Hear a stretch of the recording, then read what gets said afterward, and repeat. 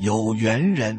2024甲辰龙年是九运的起步年，也就是启动后还未加速的状态，而2025乙巳蛇年将会是真正的加速年。因此欲求明年诸般好运，必须从今年当下便开始布局。在评论区留下接好运3个字，2025年相信你一定会真正起势，御风而行，扶摇直上，飞龙在天，纳旺气。2024年进入了下元九运，这个运管未来20年，所以许多布局都要围绕着它展开，其中最主要是要能纳当运之卦的气。九运离卦所代表的方位是南方，因此住宅或者办公室的南方最好能有气口。气口即门口、窗口、通道等能连通房子内外的通道口。能耐旺气的房子，先天财气便比不能耐当旺财气房子好。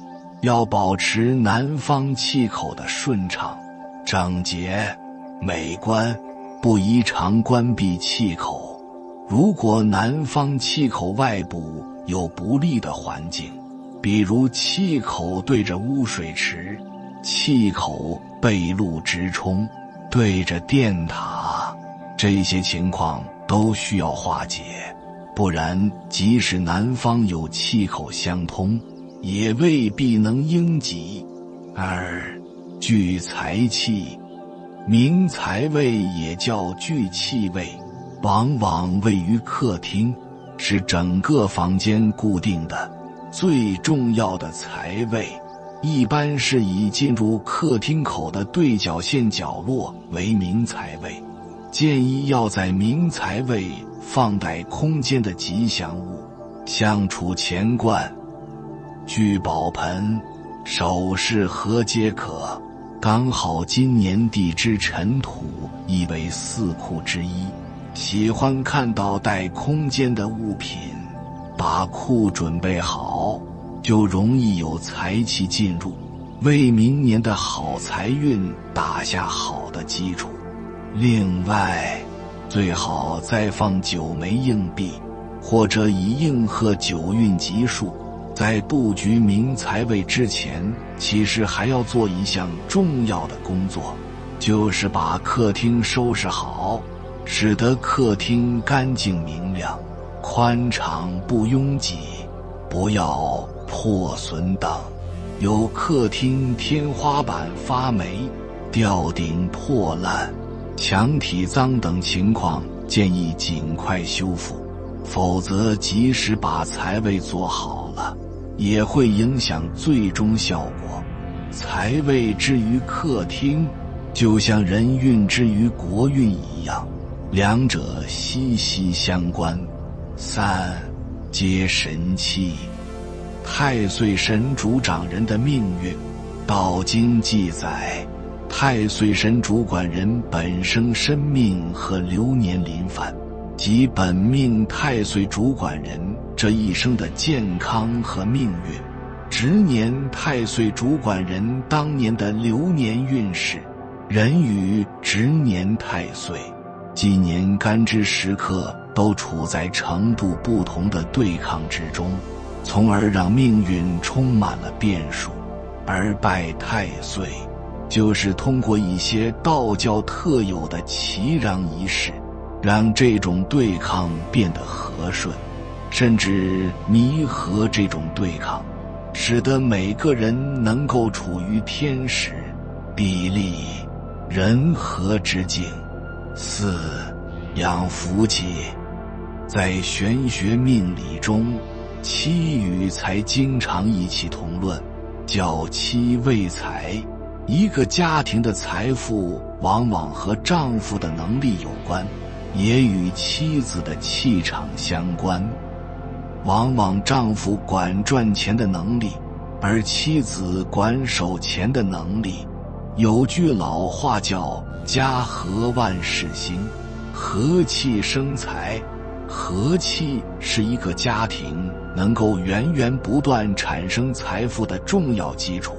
不过也因为玄学上妻财同论的说法，给许多男性找到了借口，为矛盾埋下了伏笔。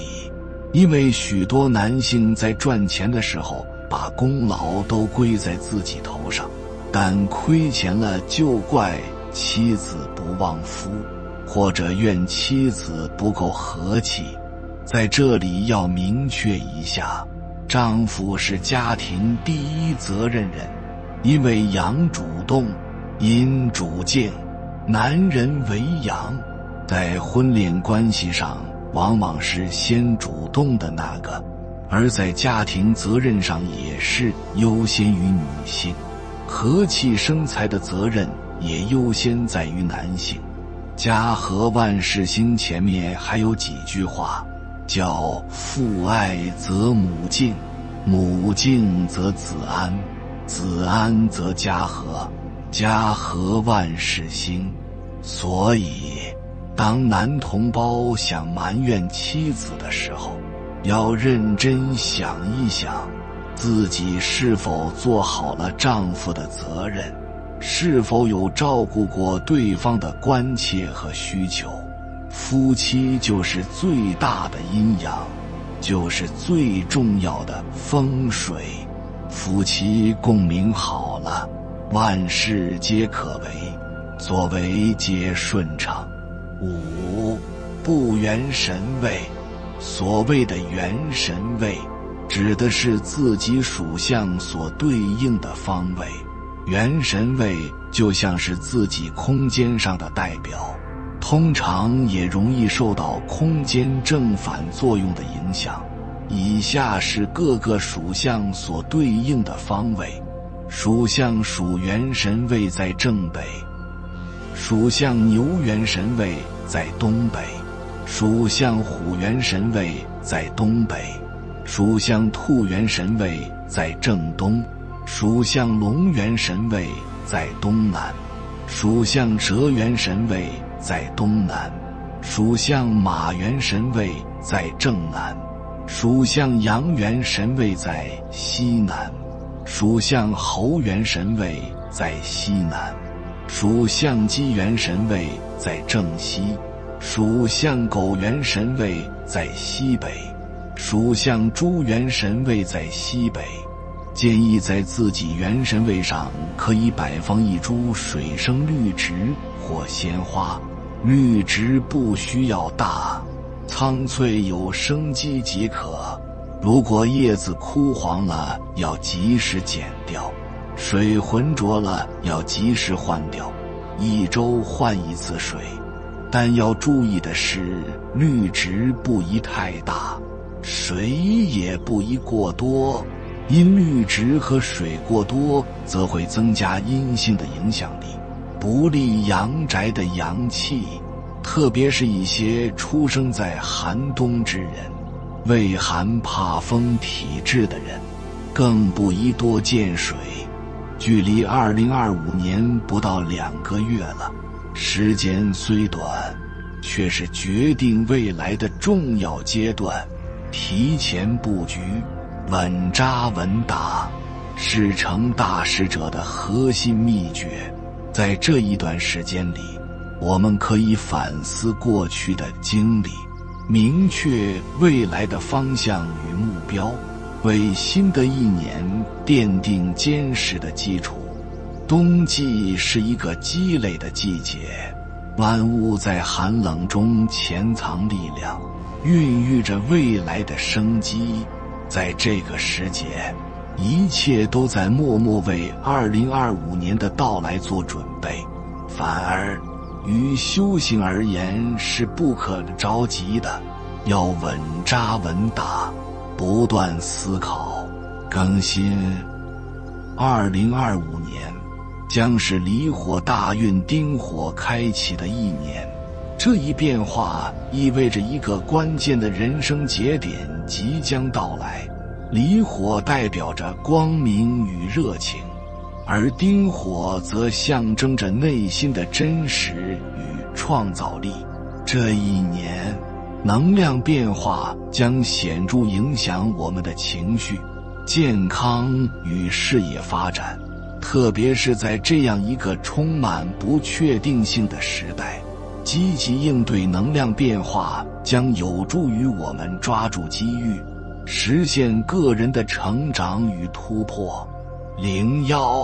2025能量变动剧烈，快人一拍，才能胜人一筹。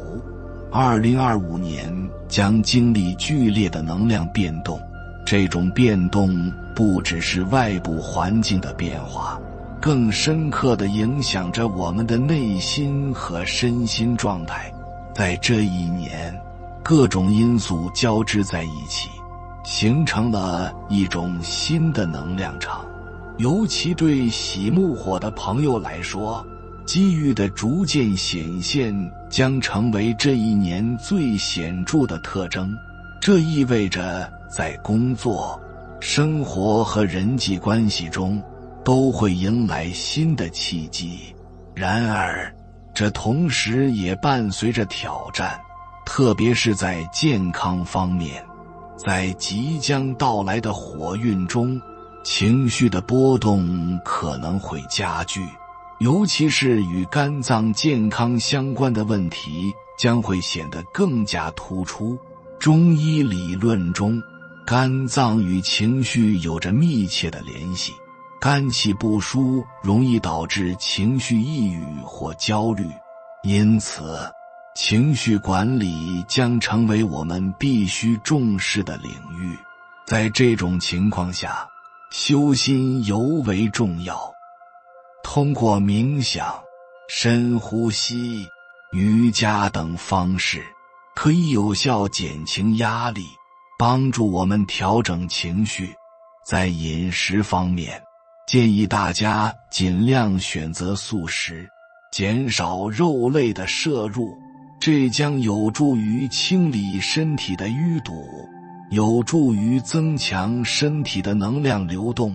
素食富含纤维素、维生素和矿物质，能够帮助我们排毒，提升整体的健康水平。尤其在火运的来临之际，保持身体的轻盈与通畅，将为我们迎接未来的挑战奠定坚实的基础。与此同时，2025年也是人工智能 AI 技术进一步与我们的工作和生活深度融合的一年。AI 技术的发展为我们提供了前所未有的便捷，使我们的生活更加高效。然而，这也意味着我们在享受科技红利的同时，必须警惕对 AI 的过度依赖。过分依赖人工智能可能导致我们逐渐失去独立思考和解决问题的能力，因此找到自身的独特性显得尤为重要。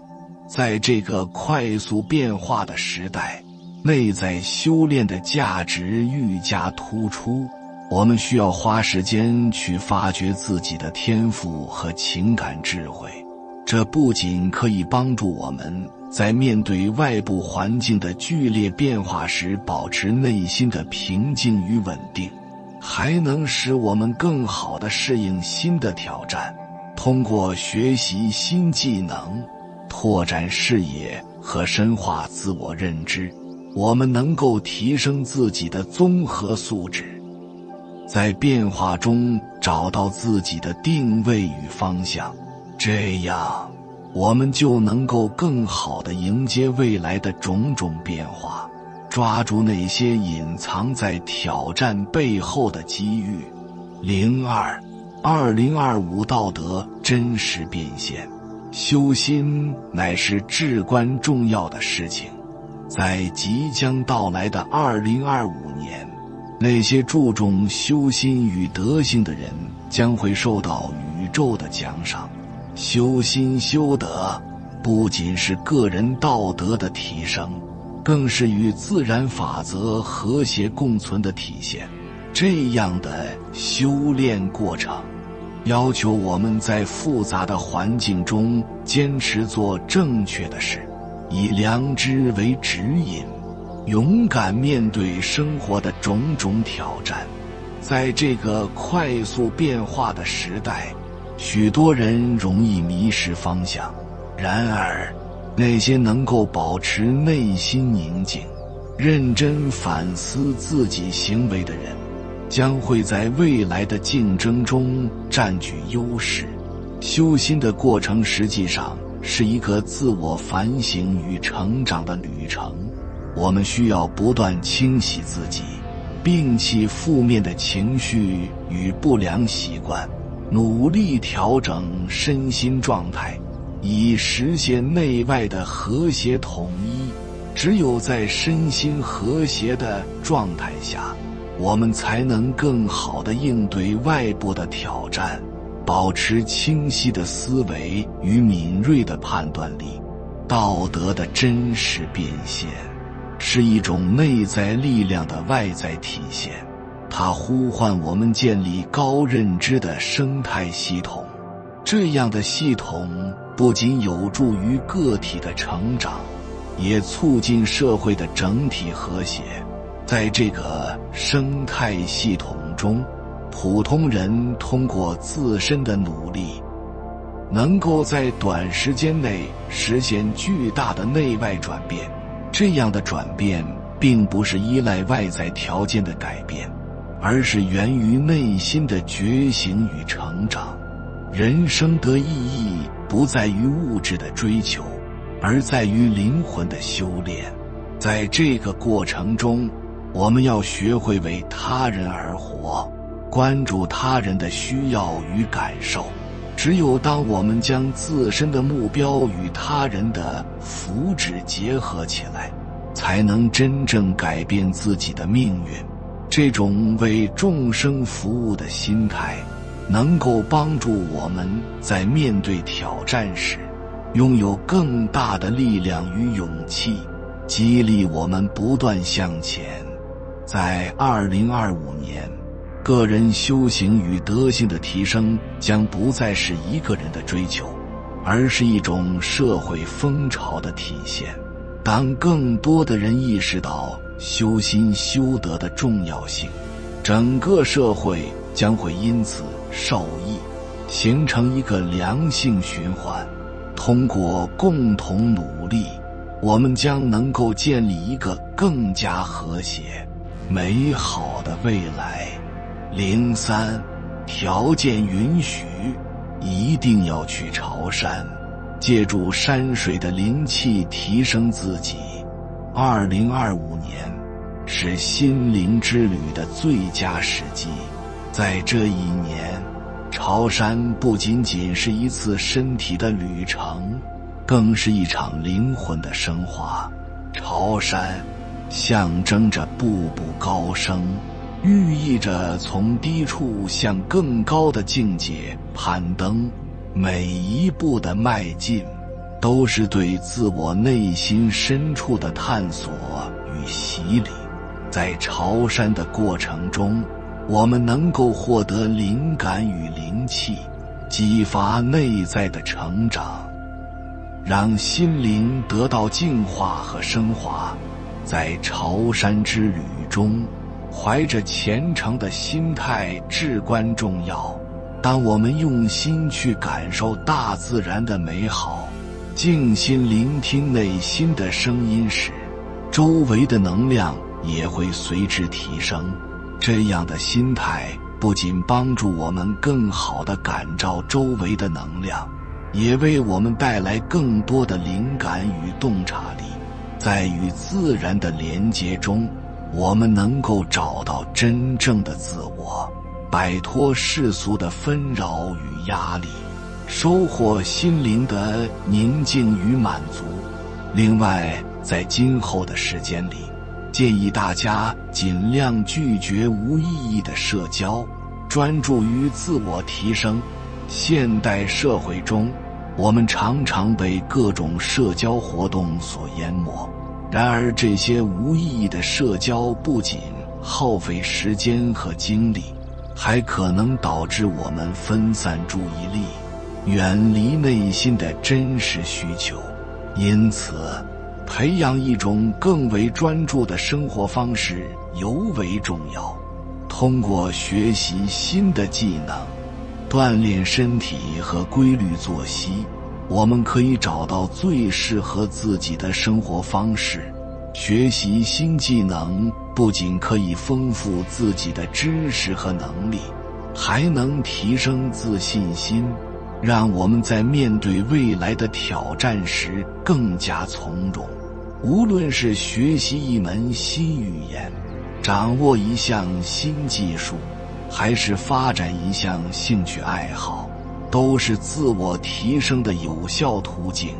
此外，锻炼身体同样是提升自我的重要环节。强健的身体是支撑我们实现梦想的基础。规律的作息能够帮助我们保持良好的精神状态，提高工作与生活的效率，找到适合自己的锻炼方式。无论是跑步、瑜伽、健身还是户外活动，都能让我们在体能上得到提升，增强心理韧性。这将有助于我们在未来的挑战中立于不败之地。通过内外的修炼与成长，我们能够更好地迎接即将到来的新机遇，实现自我的升华与蜕变。关于2025年的5条质检人生建议： 1. 至诚发愿。诚心发愿是人生中最重要的事情，要让自己的身心与事业进入利他的轨道。唯有初心、无私与正直，才能保护我们穿越困难。2. 口吐莲花。语言是强大的能量，修正自己的语言体系，传播积极的信息，给他人希望，远离负面言辞，将有助于提升自身的气场。3. 管理身体。身体是能量的基础，保持良好的身体状态，结合天道法则，滋养身体，才能在动荡的环境中稳定立足。4. 意识聚焦。2025年要勇于舍弃不符合大道的事业，集中精力在正道上，全神贯注，做到唯精唯一，从细节入手，快速突破。5. 日行一善。善行是宇宙看见的力量，多做善事，种下良善的种子。请相信，日行一善将会在不经意间改变你周围的一切。宇宙进化正在悄无声息中进入加速阶段，凡违背天道的东西都将被推倒重建，凡是与德不配的东西都将被瓦解冰消。而且在宇宙整体意志的驱动下，这种清洗变现的速度会越来越快。无论是善行还是恶行，很多过去需要几十年、几年呈现结果的，当下很快就开始在现实中显化。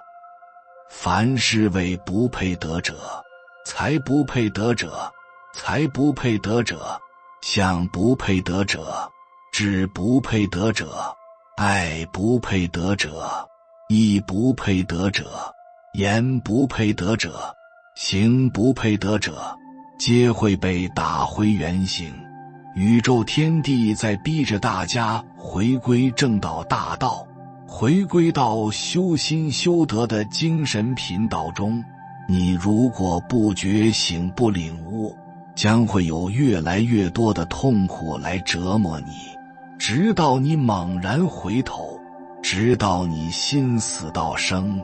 出路决定思路，意识改变命运，只有自觉顺应天道，顺应宇宙进化的趋势，跟上整体跃升的节奏，以德合道，在德行系统上下功夫，在内在工程上下功夫，在灵性生产上才能避免被淘汰出局。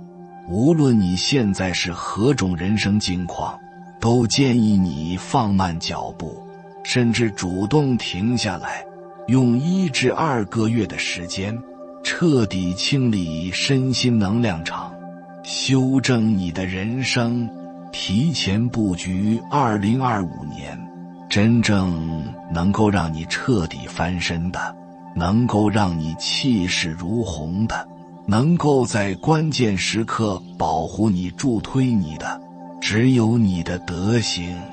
你要有一种向死而生的信心与勇气，大胆断舍离，把一切不符合生命终极价值意义的东西全部舍弃，从零开始，重建自己的信念与能量系统。你要在内在良知良能的指引下，不断修正自己的愿力、使命、事业、身体、财富，身口意行和谐一致，确保它们符合道，确保它们持续运行在德的频道中。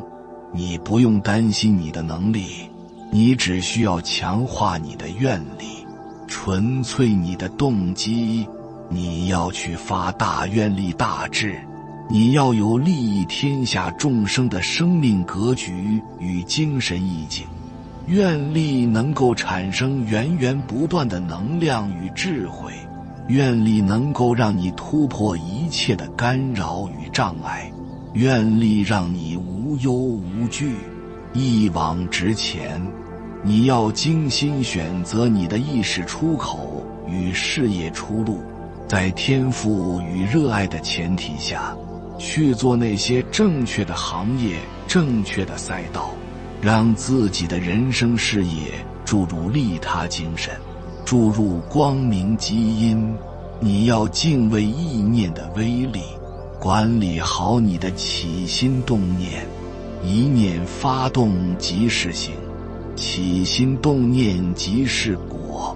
你要让自己的每一个念头都正大光明，让自己的精神固定在心神合一的创造中。你要彻底升级的语言，每个概念，每个词语，每一句话都要注入积极的能量与信息。你要让你的嘴上有德，让你的语言给人希望，给人生机，给人欢喜，处处种下良善的种子。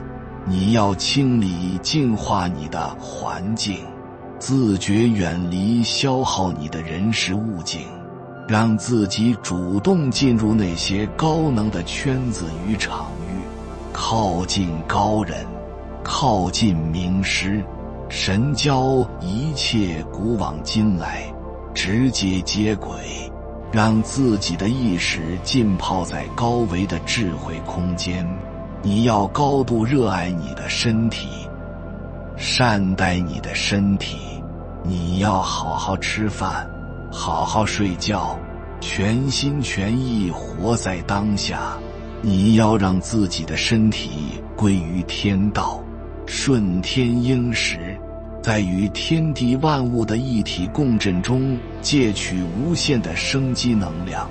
你尽管放心，只要你的身口意行合于道，合于德，心怀感恩，心怀慈悲，日行一善，不断去利益他人，你的事业就会成为光明的事业，你的人生就会成为光明的人生。马上距离2025还有不足2个月的时间，在这个时间段，有一件事希望同修们重视起来。年末开年之前是一定要去做的这件事，对你接下来的运势非常重要。要知道，祭祖是改运的最快途径。有些人想来年求个好运的、开运的，最好立刻就去做。现在提前去做这件事，越早做运气越好。我们找风水要找源头，风水不好，招不着财，或者有灾难，去拜拜求求，请师指点，这是辅助性的办法，不能在根本上改变我们的命运。根本上和最快改变我们命运的，一定是祭祖。在山东一个家族，200-300口人，每年年30，各家的长子长孙都要祭祖守夜，所以这个家族在各个地方工作的公务员特别多。这个家族为什么这么兴旺？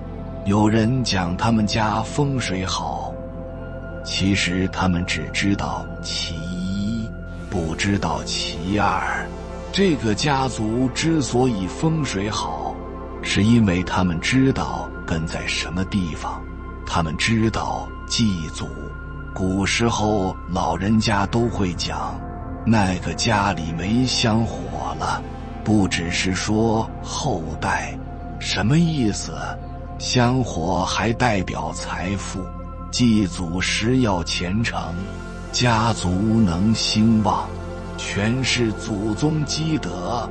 有一个老板，他的父母去世以后，他塑了2尊小像在家里供着，和供佛是一模一样，早晚烧香，1天3顿饭。很多人不知道，这人怎么有这么大的福报啊？最后才明白是孝心所感。他说他父母去世5-6年，他对父母的思念是有增无减。我们有没有很多家庭父母老一辈祖先去世以后，有多少人还能经常祭拜，忆念起他们的功德和好处的？不要不把这件事当成大事，这件事比你目前的工作还要重要，因为只要这件事你重视了，才可以获得祖先的护佑和眷顾，家族的运势才会更好。所以说，一个有感恩心的人，他便什么都有；一个没有感恩心的人，他便什么都没有。祭祖可以利益到后人自身的家庭。家族，一个家族是血脉相连的，去世的人可以根据血脉找到现在活着的后人。家族就像是树，去世的祖宗先人，在世的父母是树根，后代子孙是树枝、树叶、果实。想要果子长得好，想改善运气，就得先孝顺长辈，让祖先们有能力庇佑你。祭祖是有福报的，人的成功来自于2方面的努力。从自身来说，积极努力、奋斗，脚踏实地去生活去做事，注意口德。从另一方面就是积累阴德福报。阴德福报来自于哪里？祭祖孝亲，孝顺父母，行善积德，不损耗福报，两者一起，人才能更大的获益。祭祖行为本身是值得传承的中华民族的传统文化。如何祭祖？祭祖可分坟地祭祀、遥祭、诵读感恩祖先祈祷文。无论是哪一种祭祀方式，切记要怀着一颗恭敬感恩的心。有缘人，接下来我将与你分享感恩祖先祈祷文，希望大家都能够保存下来，以免需要的时候找不到了。感恩至诚至爱的祖先，是祖先的传承令我拥有了此生的生命。感恩祖先一切能量的给予和传递，我知道自己和祖先有着深厚的连接。我的一切都不是单一存在的，我的一切拥有都包含着祖先的馈赠。我感谢祖先的辛勤劳作和爱的能量。我知道祖先无论在哪里都拥有最好的归宿。我知道祖先的本质清净无碍，本自具足。我从此刻起接受到来自祖先的一切爱的馈赠，并决定从此刻起活出自己独一无二的生命。我的祖先知道过去遭受的种种痛苦不堪都是幻象，只有光明和爱才是生命的本来面目。我的祖先放下所有贪嗔痴的执念，获得自在清净解脱，并且把最丰盛的能量传递给后代子孙。我祖先的心中延绵不绝流淌着无尽的爱，并且传递给后代子孙。感谢，感谢，感谢。愿我的祖先离苦得乐，圆满无碍。愿我的祖先心怀慈爱，安详自在。愿我的身上有祖先爱的能量加持，我身上的每一个细胞都有祖先的印记。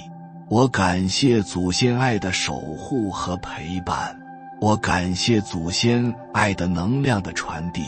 从今日起，我释放掉所有来自祖先的恐惧，我释放掉所有来自祖先的不安，我释放掉所有来自祖先的担心，我释放掉所有来自祖先的痛苦，我释放掉所有来自祖先的纠葛，我释放掉所有来自祖先的怨恨。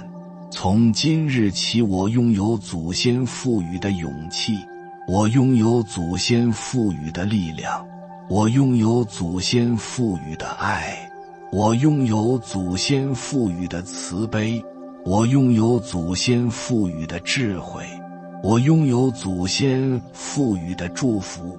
从今日起，我活出独一无二的生命，并把爱的能量传递给后代。感谢，感谢，感谢。2025年，我们能否迎接更好的自己？心态至关重要，积极乐观的心态让我们能够看到挑战中的机遇。你会发现，眼前的挑战其实都是历练，它们最终会成为通往美好未来的垫脚石。相反，消极情绪则像一堵无形的墙，将我们困在一个狭小的空间里，使我们难以突破自我，进而错失许多成长与成功的机会。改变自己并非一蹴而就，而是一个循序渐进的过程。我们需要设定清晰的目标，制定切实可行的计划，并在实践中不断调整，保持良好的心态，有助于我们在这一过程中保持动力，面对困难时不轻言放弃，坚定地朝着目标前行。在2025年，只要你愿力宏大，能量到位，做任何事情符合天道。你尽管放心，无论外在如何风云变幻，都会有一种特别的力量保护你，助你扶摇直上，实现更高的成就。每个人都有机会书写属于自己的精彩篇章，只要我们勇敢追求，不断努力，未来必将充满希望与光明。2025让我们稳扎稳打，修身立德，念念皆善，服务奉献。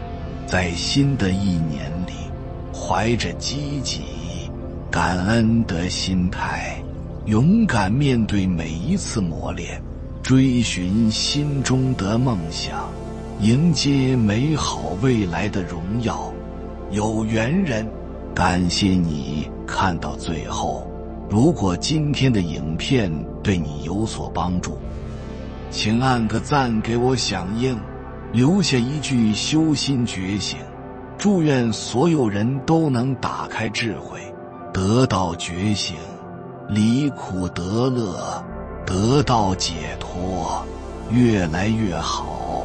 还没有订阅频道的，请点击右侧的订阅按钮，与我们建立更深的连接，随缘加入会员，与同频之人共修福报，随喜转发，传播善知识，功德无量。